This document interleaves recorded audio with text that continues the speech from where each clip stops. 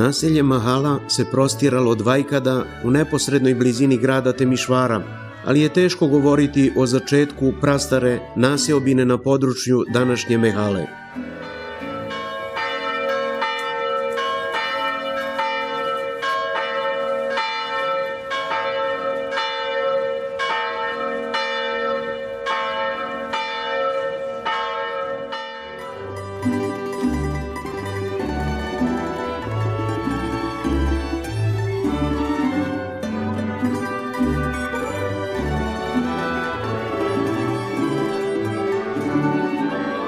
Kada su u pitanju nagađanja, razumno je pretpostaviti da je Mehala nastala u srednjem veku naporedo s nastankom i razvojem Temišvarske tvrđave.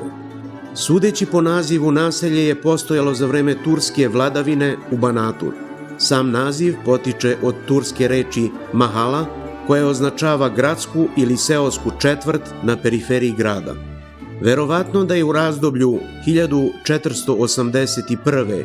1512. godine Mahalu naselilo više srpskih rodova, upravo u vreme kada su mnogo srpskih porodica naseljavalo ovo područje. Kada je u gradu harala kuga, mnogi stanovnici su bežali u Mehalu, pa je tada stanovništvo uvećano, te se kao zvanični datum zasnivanja uzima godina 1744. kada je ukazom o osnivanju Temišvarskih predgrađa imenovana kao Nova Varoš. Pod jurisdikciju novoosnovanog srpskog magistrata u Temišvaru naselje je pripalo 1782. godine sa stanovništvom koje su činili povrtari, zanatlije, trgovci, nadničari, sluge i svi ostali društveni slojevi koji prate razvoj gradova. Sadašnja crkva građena je o trošku ktitora i priložnika počev od 1786. godine, kada je počelo kopanje temelja, do 1793. kada je obavljeno osvećenje. Crkvena zgrada sa ukusno dekorisanim fasadama smeštena je usred porte koja se prostire na 30 ari, a uređena je danas kao cvetni park, ograđena zidom i ogradom od kovanog gvožđa. Kao jednobrodna građevina s polukružnom oltarskom apsidom na istočnoj strani i zvonikom iznad zapadnog dela, pokrivena je biber crepom i zasvađena pečenom ciglom. Prispjede svjetla gotožestva, grad Barski radujecja. Unutrašnjost crkve sa blago nagoveštenim oblikom krsta dorađena je 1819. godine, kada je izrađena nova stolarija postavljanjem stolova uz zidove i u muškoj i u ženskoj priprati. Ikonostas pripada tipu visokih oltarskih pregrada i sastoji se od ukupno 51 ikone. Rad je Save Petrovića kao i zidno slikarstvo, kako se pretpostavlja po najnovijim istraživanjima, koje je u toj meri oštećeno da se pojedine scene jedva razaznaju, te iziskuje stručnu zaštitu i restauraciju. Uz njega je radio pozlatar Manojlo Antonović. Svjetozarnim i lučami razgonjaja tvoj iskušeni, že i bjedodvo pijuši i vjerno. U crkvenoj riznici čuvaju se veoma stare i nadasve vredne praznične ikone, jer pripadaju po stilu likovnoj školi uglednog aradskog slikara Stefana Teneckog. Crkva je stradala u ratnim događanjima 1848. 1849. godine, kada je mađarska vojska, opsedajući grad, pretvorila Mehalsku crkvu u štalu. Na crkvenom svodu postoji kružno oštećenje, za koje predanje tvrdi da potiče iz 1848. godine. U zapisniku iz 1854. godine stoji da je pre 1848. godine Mehalska crkva imala 5 zvona, od kojih jedno veliko, i da je Košutova vojska, kada je bila opsela Temišvarsku tvrđavu 1849. godine, skinula sva zvona i odnela radi upotrebe u vojne svrhe.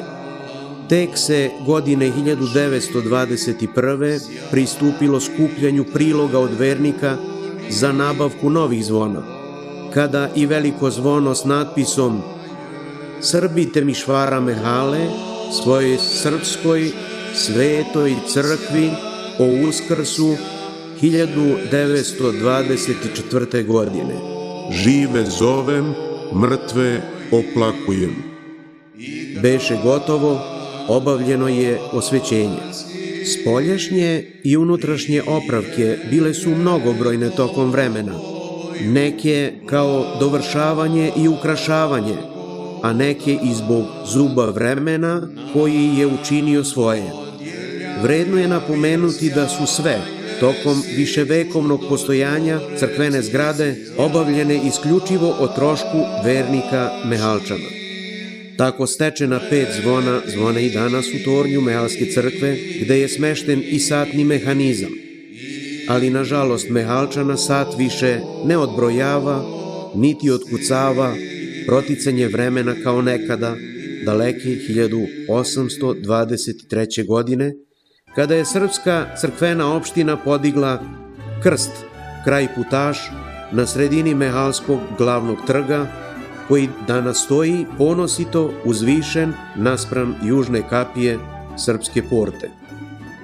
Drveni krst postavljen kod kuće Cvetkovića 1893. godine usled dotrajalosti zamenjen je novim, koji se sada nalazi u porti, okružen cvetnim parkom i jelama sa kojeg se može čitati natpis. Ovaj kameniti krst namesto drvenog krsta podigla je Srpska pravoslavna crkvena opština u Temišvaru Mehali 1934. godine. Blagosilja se ova vrbica kropljenjem ovom osvećenom vodom, blagodaću presvetoga Duha u ime Oca i Sina i Svetoga Duha.